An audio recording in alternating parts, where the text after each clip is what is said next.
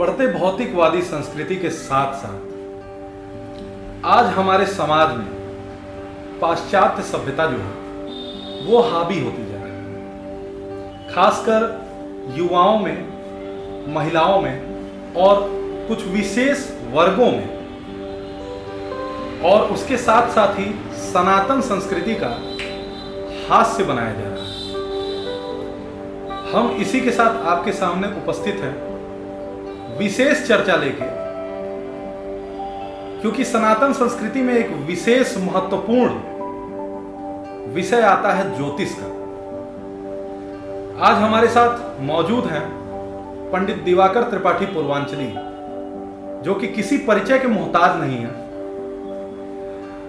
पंडित दिवाकर त्रिपाठी, जैसा कि आप सभी लोग जानते हैं, उत्थान सेवा संस्था के निदेशक हैं। तो पंडित जी, आपका बहुत स्वागत है हमारे न्यूज स्कॉर्पियन न्यूज और स्कॉर्पियन न्यूज परिवार आपका बहुत स्वागत करता है। हम चाहते हैं कि कम से कम आप हमारे दर्शकों का अभिवादन करें, अभिनंदन करें। जी नमस्कार। स्कॉर्पियन न्यूज के सभी दर्शकों का हम स्वागत करते हैं, अभिनंदन करते हैं। बड़ा रोमांचकारी विषय है आज इस चैनल के माध्यम से आप लोगों तक पहुंचाने के लिए जो परिचर्चा रखा गया है, इस पर विभिन्न विषयों पर हम प्रकाश डालेंगे, बात करेंगे। प्रायः चैनल वाले चैनल के लोग नहीं करते हैं कि इस विषय को किनारे कर देते हैं, जबकि यह समाज का एक ऐसा मुद्दा है जो हर वर्ग से जुड़ा है, हर समाज से जुड़ा है। जीवन के प्रत्येक क्षण में इस विषय का उपयोग है और इसकी परिचर्चा बड़े चैनलों पर प्रायः कम देखी जाती है। किसके महत्ता क्या है, ज्योतिष का उपयोग कैसे कर सकते हैं, ज्योतिष का उपयोग हम राष्ट्र के स्तर पर कैसे कर सकते हैं, व्यक्ति के स्तर पर कैसे कर सकते हैं। तो मैं धन्यवाद देना चाहूँगा कि स्कॉर्पियन न्यूज़ ने इस तरह की परिचर्चा रखी है। तो आशुतोष जी, आपको भी बहुत बहुत धन्यवाद और स्कॉर्पियन न्यूज़ चैनल को भी बहुत बहुत धन्यवाद। सबसे बड़ा योगदान तो हमारे दर्शकों का है। हाँ बिल्कुल, जो हम लोगों को प्रेरित करते हैं कम से कम समाज के सामने इन तथ्यों को रखने का। तो पंडित जी, जो ज्योतिष विषय का हास्य बनाया जा रहा है, आप समाज में आज देख रहे हैं कि कोई भी है ज्योतिष के ऊपर आक्षेप लगा रहा है, आरोप लगा रहा है, सनातन संस्कृति के ऊपर आरोप लगा रहा है, उस पर आप क्या कहना चाहेंगे? पहली बात तो ये जानिए कि आरोप लगते किस पर जी। समाज में आप देख रहे होंगे कि 4 भाई हैं और एक भाई IAS हो गया और एक भाई डिग्री कॉलेज का मास्टर हो गया और 2 कुछ नहीं किए। तो जो 2 कुछ नहीं करते हैं वो बाकी दोनों पर खूब आक्षेप लगाते हैं। तो एक मन की चीड़ होती है। ज्योतिष शास्त्र अपना प्रभाव भारत ही नहीं, विश्व के प्रत्येक स्तर पर, प्रत्येक कोने में, प्रत्येक समाज में अपना आधिपत्य स्थापित करता जा रहा है अपने सकारात्मक गुणों के आधार पर। तो जाहिर सी बात है कि कुछ लोग जो इसके आलोचक हैं उनको चिड़ मचेगी और इसकी आलोचना करेंगे और नए नए विषय के साथ आलोचना करेंगे, लेकिन उससे ज्योतिष के महत्व पर, उसके प्रभाव पर कोई असर नहीं पड़ता है। क्योंकि अगर समाज में आदिकाल से, वैदिक काल से लेकर आज तक अपने प्रभाव में वृद्धि करता आ रहा कोई विषय है, तो अपने सकारात्मक गुणों के कारण ही करता आएगा। नकारात्मक चीज़ें धीरे धीरे करके अपने अवसान की तरफ चली जाती हैं, समापन की तरफ चली जाती हैं। लेकिन आप देख रहे होंगे कि आज चैनल हो, प्रिंट मीडिया हो, आम आदमी हो या फिर ग्रामीण जीवन में जी रहे लोगों के हाथों में भी अंगूठी दिखाई दे रही है। विभिन्न प्रकार के कई रंगों की अंगूठियाँ देखने को मिलती है।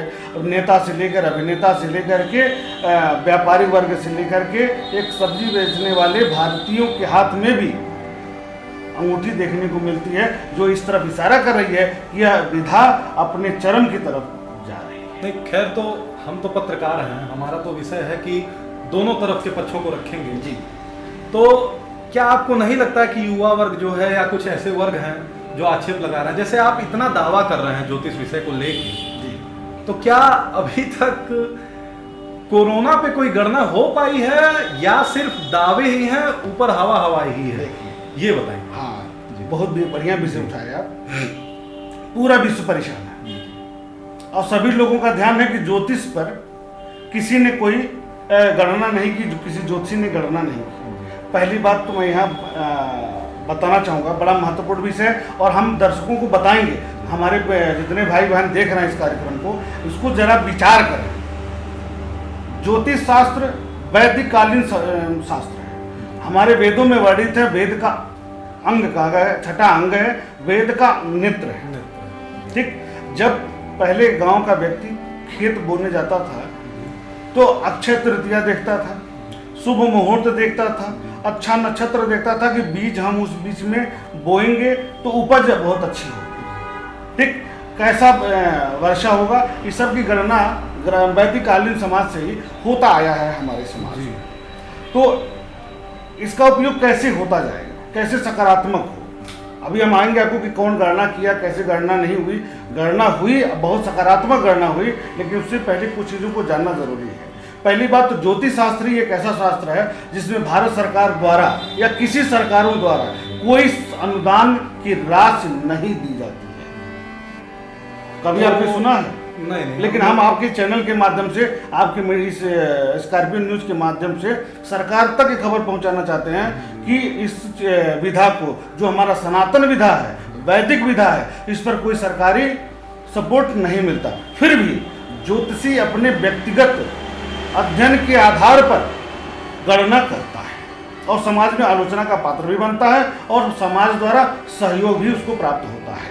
अब हम बात करेंगे कोरोना के संदर्भ में। तो आप कोरोना के संदर्भ में पिछले संवत्सर में जो वीडियो आए थे हमारे, और कई चैनलों में भी और प्रिंट मीडिया में हमने दिया था, हम लेकर के आपको दिखा सकते हैं, मेरे पास प्रूफ है।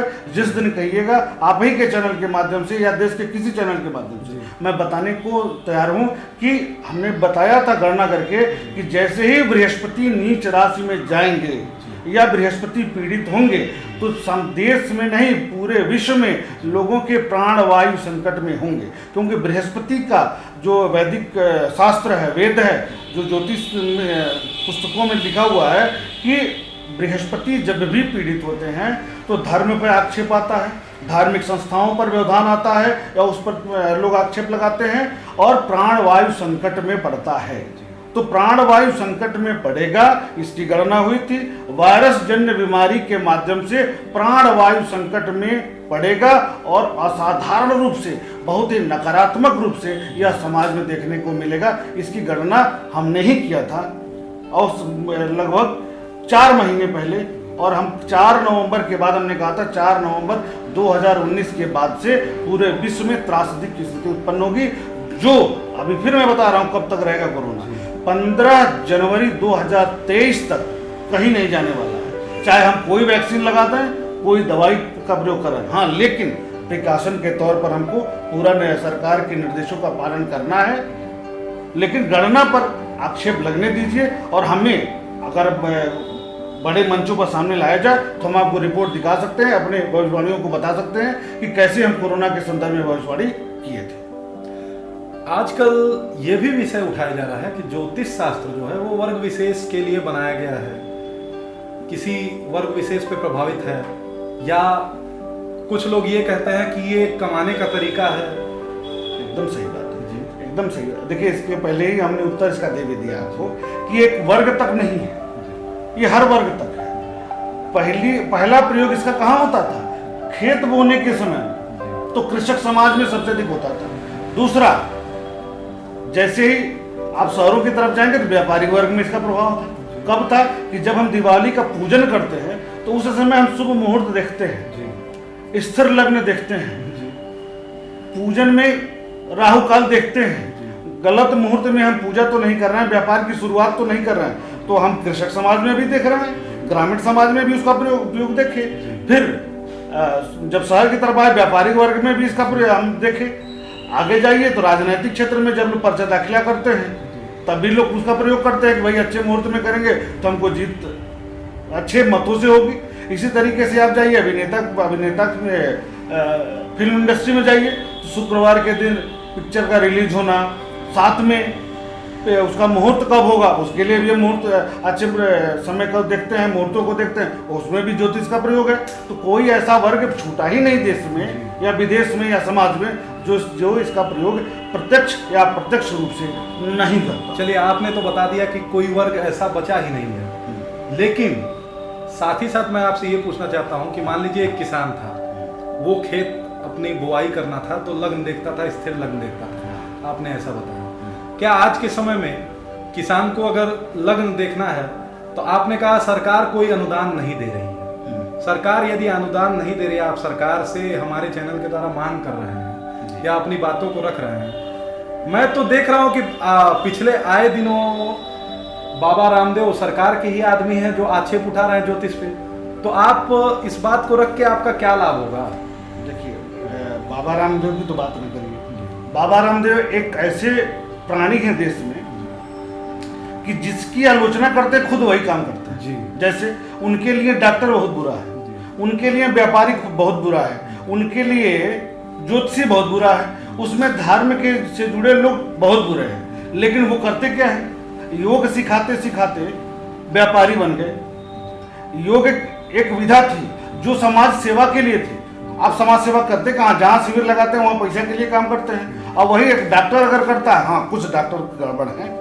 आज कोरोना में पूरे विश्व में एक ही ऐसा समाज है, डॉक्टर वर्ग है, ऐसा वर्ग है जिसने हम सबके प्राणों की रक्षा की है, भगवान बनकर। आप उस पर भी प्रश्न चिन्ह उठाते हैं। हाँ, कुछ लोग गड़बड़ हैं, कुछ लोग गलत हैं, हर वर्ग में, हर समाज में, हर विधा में, हर विषय में कुछ न कुछ लोग गड़बड़ होते हैं, नुकसान पहुंचाने वाले होते हैं। इसका मतलब यह नहीं है कि पूरा समाज खराब है। उन्होंने कहा एक ऐसे वे में कि किसी ज्योतिषी ने कोरोना की भविष्यवाणी नहीं की। व्यापारी सब देश को लूट रहा है, कुछ व्यापारी लूट रहे हैं, पूरा व्यापारी नहीं लूट रहा। पहली बात तो उनको ये समझना चाहिए।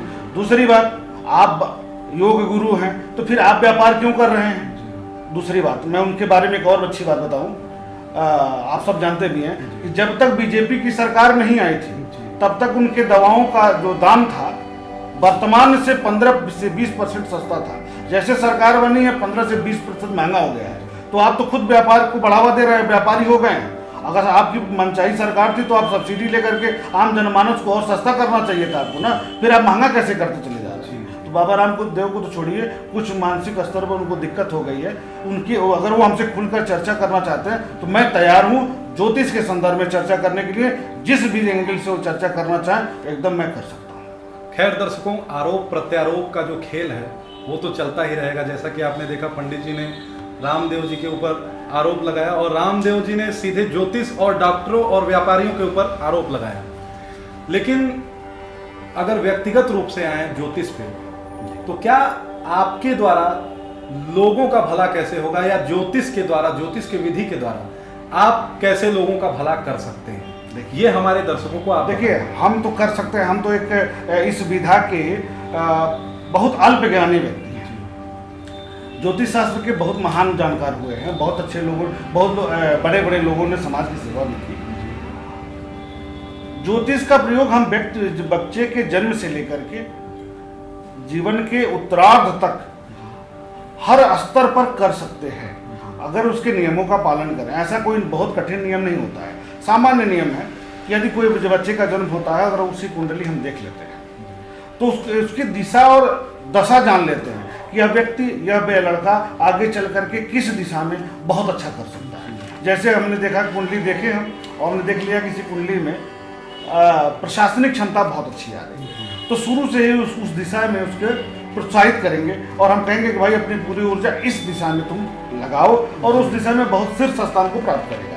हमें लगता है कि ये पराक्रमी व्यक्ति है और ऐसा कार्य करेगा कि खेल जगत में बहुत अच्छा नाम करेगा, तो उसको शुरू से ही उसकी ट्रेनिंग उसी दिशा में हम देना शुरू कर देंगे। इसी तरीके से राजनीति के क्षेत्र हो, व्यापार का क्षेत्र हो, और कला क्षेत्र हो, या IAS अधिकारी, प्रशासनिक अधिकारी के रूप में हो, तो उसका हम प्रयोग कर सकते हैं, उसको एक नई दिशा दे सकते हैं और ज्योतिष के माध्यम से व्यक्ति के जीवन को हम बना सकते हैं।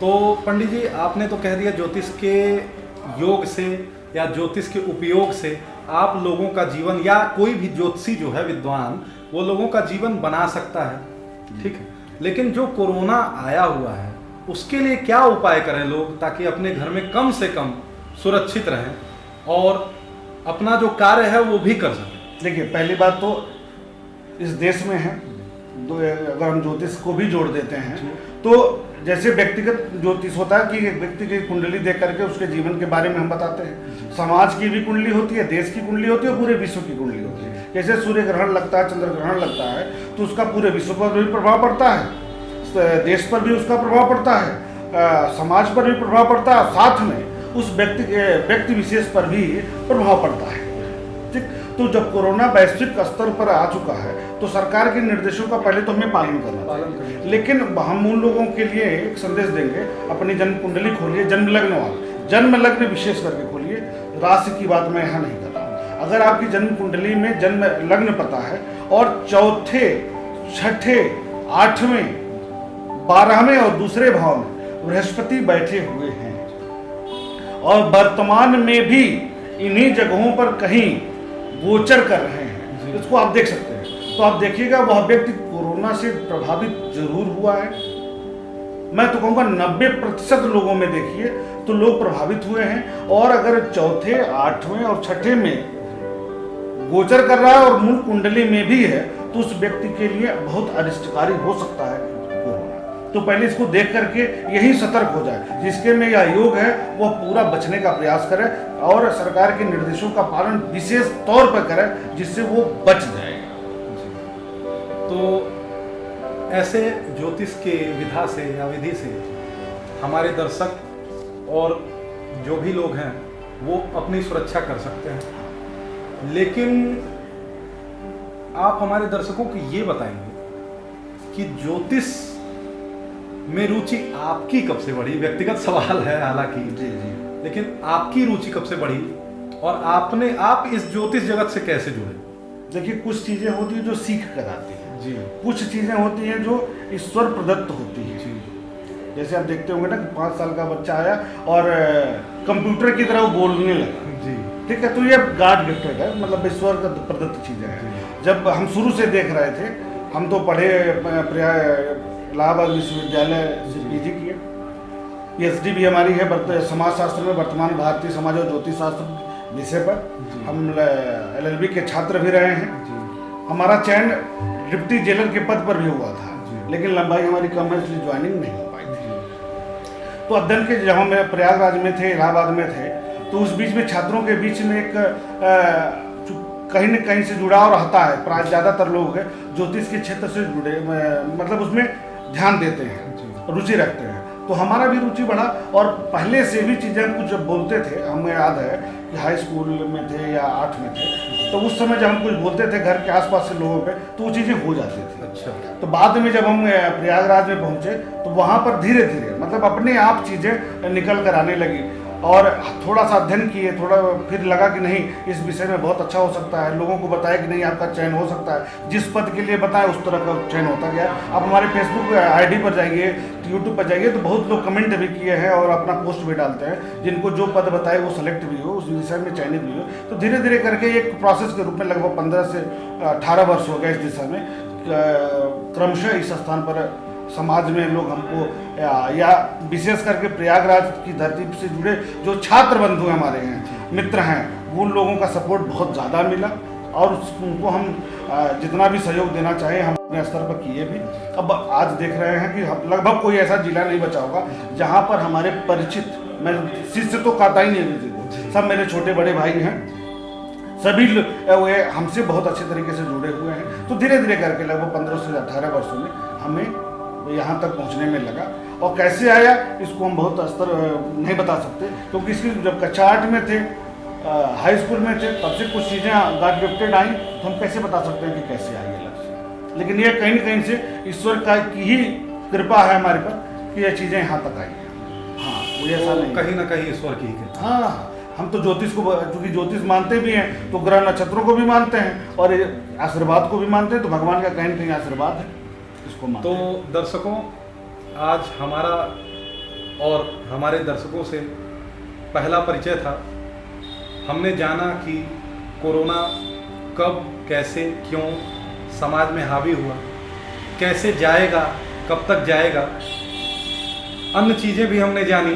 ज्योतिष क्या है, कैसे हमारी मदद करेगा, हमारे समाज के उत्थान के लिए कैसे उसका प्रयोग होगा, और यहाँ तक कि बाबा रामदेव के जो आक्षेप है उसके बारे में भी आरोप प्रत्यारोप जो लगे, आपने सब देखा ही। तो इसी तरह हमारे साथ बना रहे। बहुत बहुत धन्यवाद पंडित दिवाकर त्रिपाठी पूर्वांचली जी का। पंडित जी आपका बहुत धन्यवाद, बहुत स्वागत, आपका बहुत बहुत और धन्यवाद। हमारे दर्शकों का भी बहुत अभिवादन, अभिनंदन। मैं आपके साथ आशुतोष धर द्विवेदी, स्कॉर्पियन न्यूज से।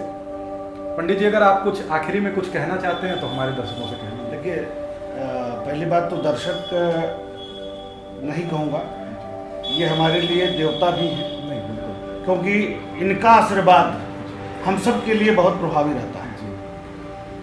और मुझे बहुत खुशी है कि स्कॉर्पियन न्यूज़ ने जिसकी शुरुआत एक ऐसे विषय से की जिसका लाभ, चाहे वो डॉक्टर हो, इंजीनियर हो, गरीब हो, अमीर हो, राजनीतिक व्यक्तित्व हो और प्रशासनिक अधिकारी हो, सब लोग लेते हैं और सब लोग उससे जुड़े हुए हैं। लेकिन हम अपने स्तर पर एक बात करना चाहेंगे कि ज्योतिष शास्त्र को एक ऐसे विधा के रूप में हमें सामने लाना होगा जिसका उपयोग हम सकारात्मक दिशा में देश के लिए कर सकें। जैसे भूकंप की गणनाएं होती हैं, तो मौसम विज्ञान 4 दिन पहले बताएगा कि तूफान आने वाला है और हम सतर्क हो जाते हैं। बारिश होने वाली है, बता देता है कि 4 दिन 5 दिन बाद बारिश होगी, तो उससे हम क्या होते हैं, सतर्क हो जाते हैं, छाता लेकर घर से जाते हैं। तो ज्योतिष का प्रयोग भी हम वैसे ही कर सकते हैं। जैसे तौकाते भी वो तूफान आया था, तो हम 2 महीने पहले गणना किए थे कि भारत के दक्षिणी क्षेत्र से एक तूफान आएगा जो बहुत तीव्रता के साथ प्रभावी होगा। इसी तरह केदारनाथ की जब दुर्घटना हुई थी 2013 में, 7 जून को हमारी कई प्रिंट मीडिया में खबर चली थी। वहाँ भी हमने बताया था कि इस तरह की प्राकृतिक दुर्घटनाएं भारत के उत्तर पश्चिमी कोण पर हो सकती हैं। नेपाल का जब भूकंप आना था तब भी हमने बताया था। तो बहुत ऐसी गणनाएं हुई जिसका हम प्रत्यक्ष रूप से देखे और सत्य भी हुई। तो ज्योतिष को एक संगठित रूप से सरकार का सहयोग मिलना चाहिए कि कुछ विद्वानों को एकत्र करें और उसको सकारात्मक कार्य के लिए प्रोत्साहित करें।